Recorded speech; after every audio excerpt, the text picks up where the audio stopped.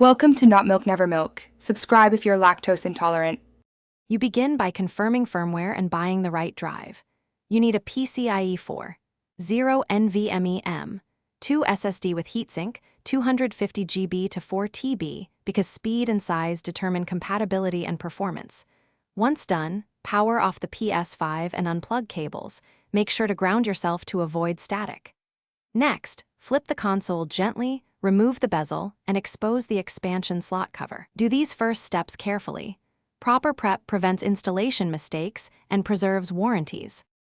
You now perform the delicate insertion. Loosen and remove the expansion slot screw and set the spacer to match your SSD length. Once aligned, insert the SSD at about a 30-degree angle, slide it fully into the M2 connector so the contacts are seated, and then press it flat against the standoff.